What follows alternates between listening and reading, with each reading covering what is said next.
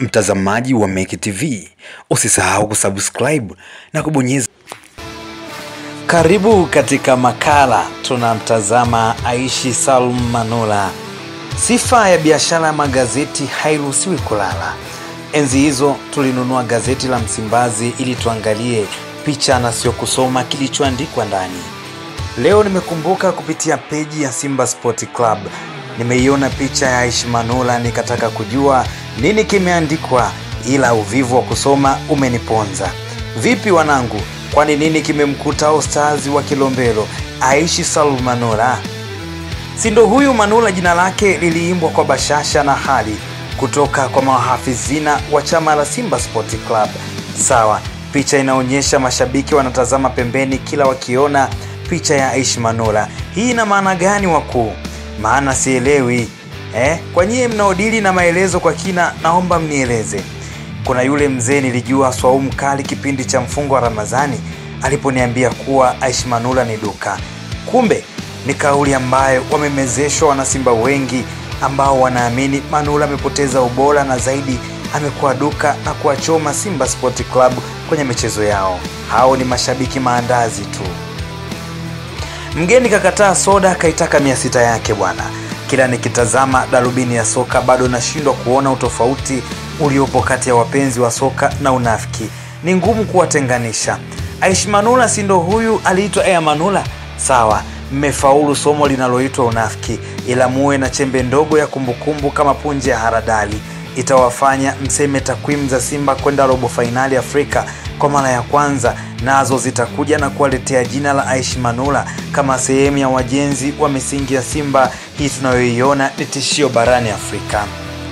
Mnachojisahau ni kuwa Manula hachezi mpira ili kuwaburudisha, ila ni kazi yake inayomfanya familia iweke mkono kinywani. Mkiwa katika maombi, mkumbukeni Aishi Salum Manula, msisahau kuliombea jina lake. Bado macho yangu yamejaa ukungu uliotokana na kukosa vitamini ya soka kutoka kwenye mikono ya Manula akiwa golini. Bado tumbo langu limebaki kuwa na njaa ya kuona kiwango bora cha Aishi Manula.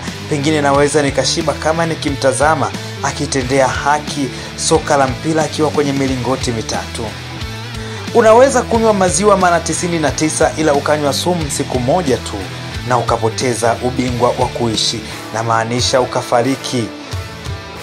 Ndivyo ilivyo jioni moja ya tarehe 5 Novemba 2023, siku Simba Sport Club anapigwa chuma 5-1 kutoka kwa Dar es Salaam Young African. Hawa ni mahasimu wao wa jadi kabisa. Ndio siku iliyobadili jina la Air Manula na kuitwa duka. Ila mimi naamini bado soka linamhitaji huyu Aishi Manula. Sijui atasimama golini akiwa na uzi wa Simba ama tofauti. Mimi sijali. Kikubwa natamani kumwona Manula akiwa anacheza.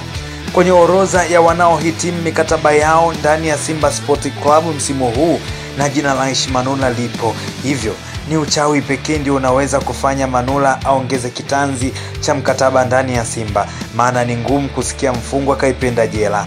Zahili ndoa ya Simba na Manula, talaka ipo mkononi.